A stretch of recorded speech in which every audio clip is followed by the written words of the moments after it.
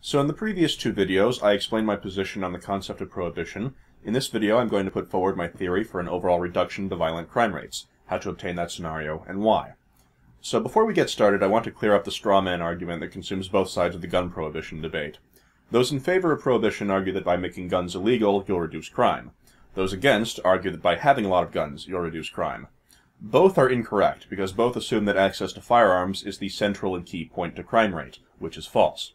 Firearms are in fact a minor point, regardless of them being prohibited or legalized, and in the United States, firearm-related violence is only a minor portion of the overall violent crime.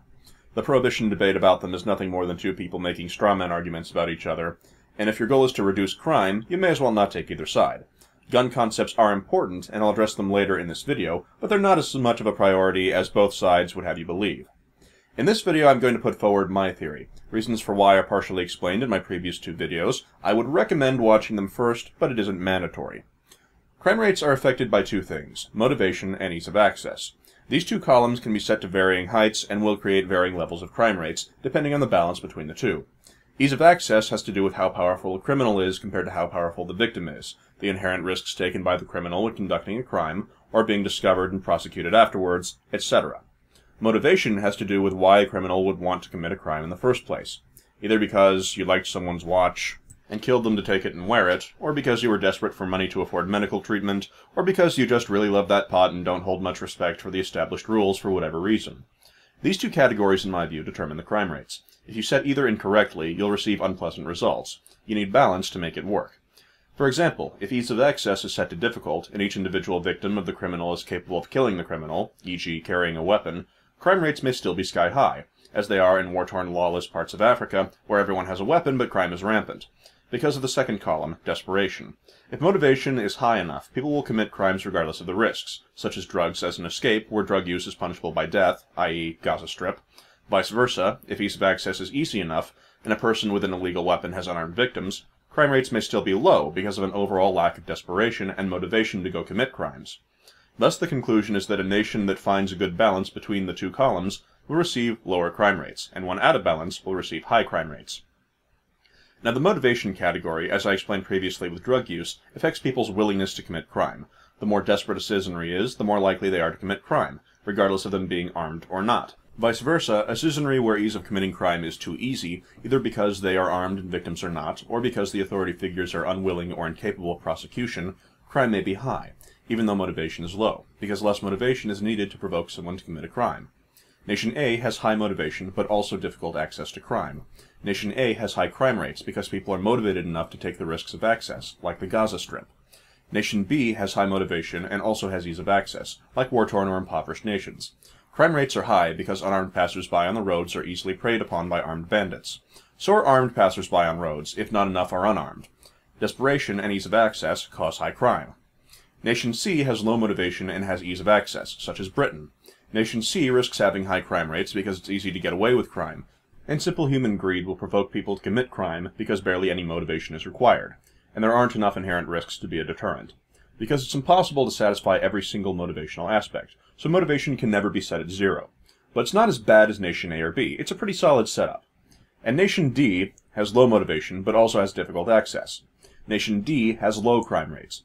People aren't motivated enough to commit crimes out of desperation, and those whom would commit it out of greed are offered enough of a deterrent, either from belief that the legal system will catch them, or that a victim will defend themselves with force equal to or greater than the assailant, or some other factor. Therefore, my calculation is that when ease of access to commit crime is difficult, and desperation to commit crime is low, crime rates will also become low. However, desperation is a more powerful aspect than ease of access, and can be argued that it is the more important of the two columns, as ease of access only affects those with simple human greed, if they are not also affected by desperation, whereas desperation would affect those with greed, as well as those desperate for their own survival, whom would otherwise be law-abiding citizens. Ease of access affects only one category of people. Desperation affects all categories of people. I define greed as anything that someone would want to do or obtain purely for selfish reasons that aren't provoked by desperation. That can be shooting up a school to satisfy a desire to do a mass killing, it can be murder for satisfaction or pleasure, etc. So in the case of America, we need to consider what does our nation do, or rather not do, that would allow us to measure up to Nation D's specifications. Well, first let's discuss desperation. Does the nation provide a dependable standard of living to its people? In the case of the United States of America, the answer is no. Not for a sizable portion of our population, at least. Most of our crime rate comes from urban population centers, which can be overcome with desperation. In each case where we've had school shootings in the United States, we normally find that the perpetrator had mental illness, usually left without proper medical attention. Here's something you need to understand when watching this video. You don't just get to go to a doctor in the United States. The healthcare industry is mostly privatized, and there are regular cases where people die due to a lack of being able to afford treatment.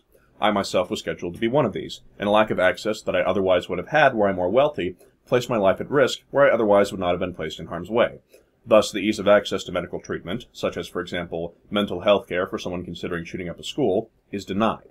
I'm not trying to suggest that people should adopt a national health care policy, but what I am saying is that by adopting a stance in favor of or against it, you accept responsibility for the results. One of the results of denying people medical treatment is that desperation will increase for money for medical coverage, and school shootings that otherwise would not have taken place as a result of or heavily contributed to by mental illness will instead happen, and this will directly translate to casualties and crime rate. And with your stance come certain repercussions. No one in favor of a National Health Care Act wants to tell you about the negative results. Vice versa, none against it want to believe that there are consequences for not having it. My point is that people need more personal responsibility. In this specific context, one of the repercussions of denying health care is an increase to the desperation category. Thus, adopting the stance to deny health care means you've considered the results and deem any casualties to be acceptable losses.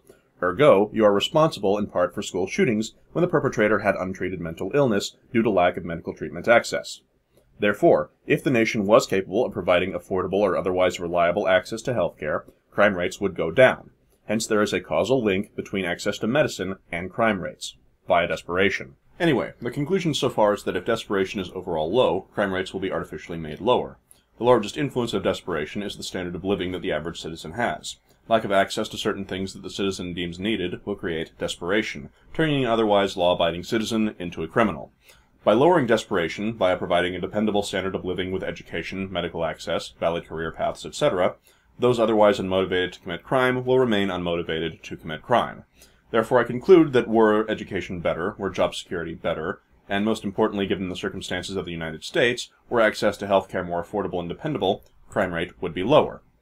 Now, as for ease of access, I discussed why I'm against prohibition in the previous two videos. In summary, the major issue is that you cannot entirely disarm a society. You can only separate citizens into two classes. Class A, comprised of military, police, and government, whom are armed, and Class B, everyone else, whom is disarmed. So you can't remove weapons, you can only legally limit them to Class A, assuming prohibition is effective. This then results in different standards of behavior from Class A and Class B. The argument to support this is that the average member of Class A is capable of owning, carrying, and handling weapons with legal intent and not criminal intent, whereas the average Class B citizen is not capable of doing that. This puts forward a standard that the average Class B will behave in a much more irresponsible and generally less competent way than Class A. This then requires justification as to why Class A is more qualified, whereas Class B is not. And the only valid response I've ever been given is that Class A is trained to use the weapons correctly. I've often found that when talking to those in favor of gun prohibition, that the lack of Class B's training and responsibility is the key point, and more often than not, the only point to support gun prohibition. Therefore, prohibition is a treatment for symptoms, not a cure. So I will address the cornerstone of this issue, the average person's capability of utilizing these tools responsibly. Therefore, my solution to reduce ease of access is not to add in gun prohibition and separate the citizenry. It's to educate them. The way I do it is I'd add in a citizenship set of classes to the high school curriculum spanning all 4 years, in which you learn about the responsibilities of being a citizen. During this, you receive basic medical training to respond to common incidents that may come about, including first aid application, as well as being able to study medical science as a potential career path. You would also receive police training on how to identify and responsibly react to violent circumstances that occur involving you and around you, as well as proper training to safely act with the responsibilities that come with your weapon ownership. Everyone will learn proper gun safety, as well as receive police training for personal discipline to act under pressure responsibly to teach them to behave as a respectable member of the citizenry. In short, kill crime with education.